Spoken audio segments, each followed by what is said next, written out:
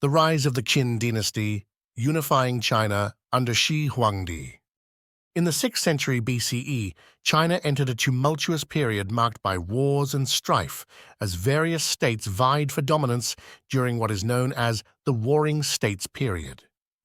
This era was characterized by intense competition among 7 major states: Qi, Chu, Yan, Han, Zhao, Wei, and Qin, each seeking to expand its influence and control over the region. Amidst this backdrop of conflict and shifting alliances, the state of Qin emerged as a formidable power, ultimately leading to the unification of China in 221 BCE under its king, who would take the title Shi Huangdi, meaning First Emperor. The Qin state was initially one of the lesser powers in this chaotic environment, but it gradually gained strength through a combination of military reforms and strategic alliances.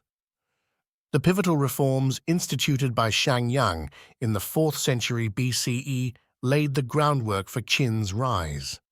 These reforms emphasized legalism, a philosophy that prioritized strict adherence to laws and centralized authority over individual rights. By implementing these principles, Qin strengthened its military and administrative capabilities, allowing it to effectively mobilize resources and manpower for warfare. Over several decades, the Qin state engaged in a series of successful military campaigns against its rivals. From 230 to 221 BCE, Qin forces systematically conquered the other 6 states. The conquest was swift and brutal. Through a combination of superior military tactics and strategic alliances, Qin defeated Han in 230 BCE, Wei in 225 BCE, Chu in 223 BCE, Yan in 222 BCE, and Zhao in 221 BCE. Each victory brought Qin closer to its goal of unification. The culmination of these efforts occurred in 221 BCE, when King Zheng of Qin declared himself Shi Huangdi after successfully subjugating all rival states. This declaration marked not only the end of the Warring States period, but also the establishment of the first centralized imperial dynasty in Chinese history. Shi Huangdi's reign initiated significant changes across China as he sought to consolidate power and unify the diverse regions under his control. One of Shi Huangdi's first actions was to move the capital from its traditional location to Xiangyang, which became a symbol of his new imperial authority. This relocation facilitated better administration and control over newly acquired territories. The capital served as a political center where Shi Huangdi could implement his ambitious reforms aimed at standardizing various aspects of governance across his vast empire. Shi Huangdi's government undertook extensive projects that transformed China's infrastructure.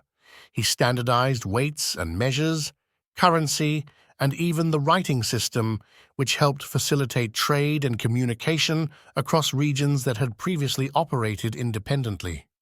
Additionally, he initiated large-scale construction projects such as roads and canals to improve transportation and logistics for military movements and trade. The most enduring legacy of Shi Huangdi's reign is arguably the early construction of what would later become known as the Great Wall of China.